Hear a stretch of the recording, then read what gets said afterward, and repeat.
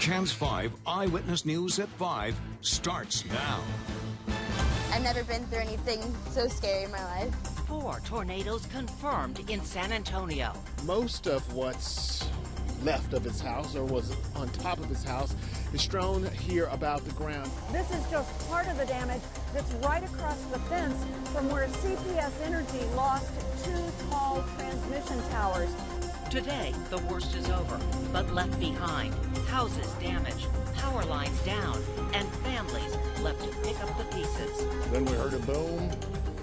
Glass came in through our windows where they had gotten blown out. Not this bad. We had the bad hail in April, but it was just big hail, you know, softball hail in our yard. I mean, look at it. It's like a war zone.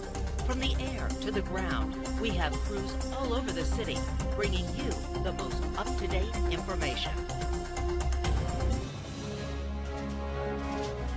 And our team coverage is spread out all over the city, live in some of the hardest hit areas.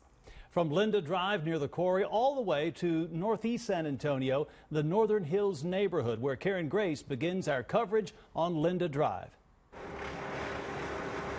Yeah, I'm told the woman who lives here planted this tree behind me 65 years ago, and as you can see, Mother Nature last night decided to unplant it. The roots are completely exposed as crews are on the roof trying to remove branches.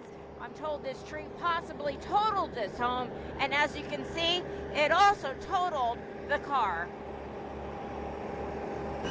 We heard a real loud boom and a bang and a clatter, and we lost power immediately, and I wasn't able to really see much.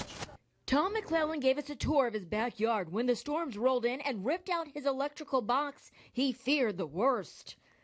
Well, it could have sparked and caused a fire with the gas right there and electricity right here. He was also trapped in his home, unable to budge the front door until help arrived. I couldn't get out my front door because there was a tree blocking it. His gazebo ruined, this column was bolted into the ground, his fence is flattened, trees are piled up. And she was telling me that this tree is 65 years old. In fact, she planted it back then. Now it's uprooted and fell onto the carport, then collapsed onto the woman's SUV. The impact smushed the vehicle into the concrete. Down the block, this roof was shredded, so was this roof. Get out. That's his roof? That's his roof. You see that crumbled up tin? That's his roof. You just can't believe your eyes. I've just never seen anything like it. This bull statue, winds ripped off its horns. Is that where it came from? Well, yes, and it flew into the front yard. That bull that we saw down there? Yeah. It came from another yard. Tossed from the backyard onto the front driveway. Bit by bit, neighbors clip and toss beaten brush as Girl Scouts who don't even live here showed up. I have bacon and egg. With free tacos to feed residents who lost power for more than 12 hours. We're giving out tacos for the people who lost their homes and they need food. There are trees on the ground. We saw one roof that down. McClellan says the one lesson in all of this, kindness. How much you appreciate your friends and your neighbors and the community as a whole, because they responded unbelievably quick. Were we safe? And did we need anything? And just an outpour of total community support. The storm bringing out the best in some people. Tom estimates his damages at about $25,000. There's no telling what this home, though, will cost. Neighbors suspect that it's a total loss, but they're just grateful and thankful that the woman, Sissy, who lives here, was not injured. All right, I'm told there's also damage over in Alamo Heights where our Luke Simons is standing by live there. Luke.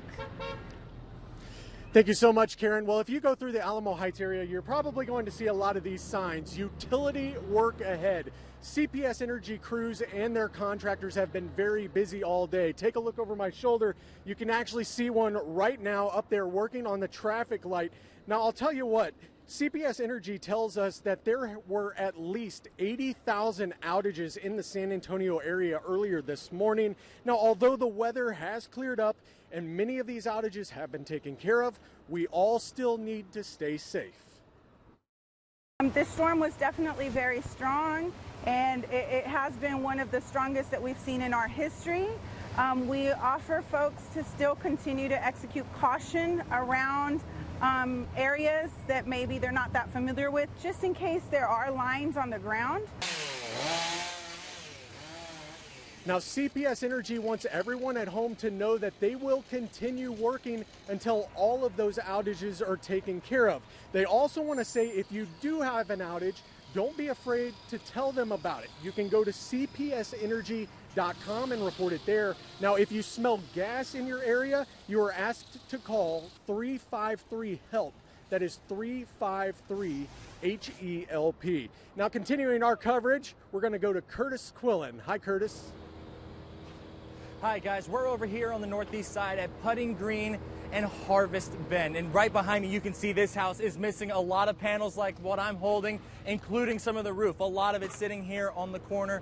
In this area, it's much the same story across the street. This person's front yard completely gone. It's covered by downed trees and limbs from last night's storm, stuff on the curb everywhere. And that kind of damage sweeps up the road all the way until you leave Putting Green, including these crews behind me in the green trucks. You might be able to see it. They are still working to uncover an SUV that was crushed by a tree during last night's storm.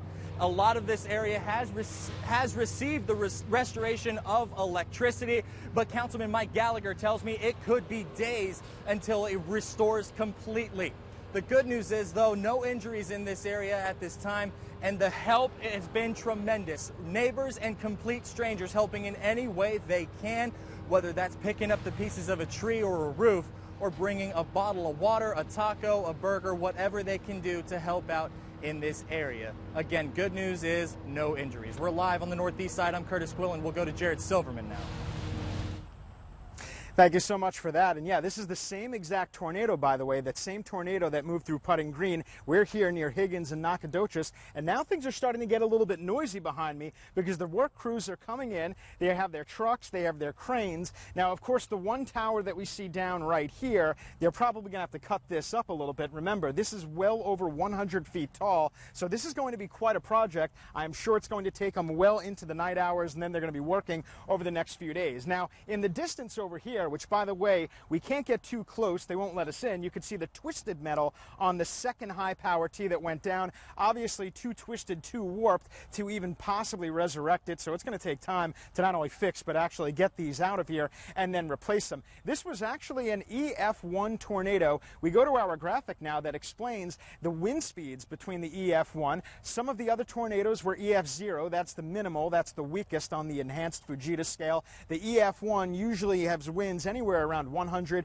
could be up to 110 miles per hour, and that's when you tend to get roof damage, minor damage to houses and homes. But anytime you see that there's twisted damage and the twisting and contorting, that's how we know that it is in fact a tornado. So back over here live, that one area in the distance, that is the main telltale sign that this was not straight line winds, but definitely a tornado, because we see that the debris and the damage is all going in different directions. If it were straight line winds, it would all be one in the same general direction. Luckily, nobody was injured here. Obviously, they have a cleanup on their hands, and we're going to talk more about that in the time to come. For now, we are live on the northeast side. I'm meteorologist Jared Silverman. We go to Bill Taylor in the studio. Thank you, Jared. Great job out there of explaining the difference, the straight line wind as opposed to an actual tornado. I've got a shot of the gate-to-gate shear on the supercell that developed at least one of these tornadoes. And take a look. It's right where the red and the green meet. So you can see where Alamo Heights is. See this little spot right here? And there's almost a little curl to it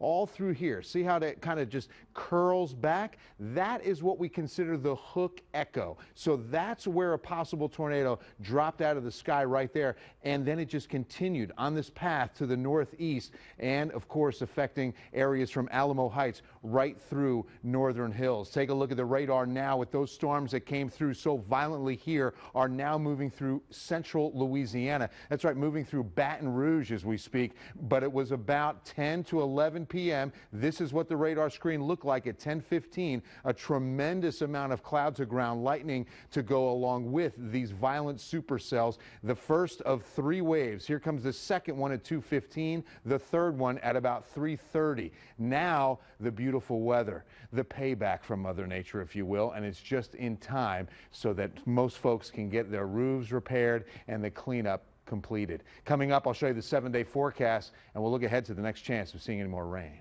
Jeff? Okay, thank you, Bill. Well, one of the hardest hit areas of all last night was the putting green block of Northern Hills. And we're going to go live there right now. If we'd have lost anybody, it would have affected all of us. So not losing anybody affects all of us. You might say the attitude on Putting Green is remarkable after an overnight tornado. Yeah, I mean, the thing is we're lucky nobody got hurt. I mean, we have a bunch of property damage and stuff, but that can be fixed. The cleanup was well underway this morning as the drama of severe weather was still fresh on the minds. It sounded like a freight train going over my house is exactly what it sounded like. How scary was that? Extremely scary, especially since I've never experienced it before. Yeah, it's pretty breathtaking, I guess you could say. Ivan Ramju was in bed like most others when the moment came. It took me about 15 seconds to really realize I might be in a little bit of trouble.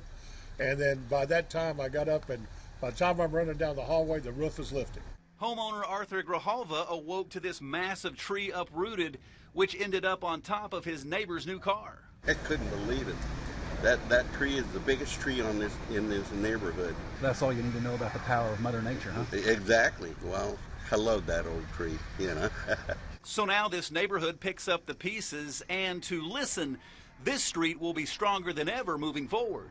Hey, we're here. We're well, and thank God we're all here. Everybody just comes together. There's not a minute goes by today that I don't think about the things that we still have. On Putting Green Street in Northern Hills, Vinny Vincetta, KENS 5 Eyewitness News. We give you a look from the sky the damage Chopper 5 is seeing all over the city. Coming up.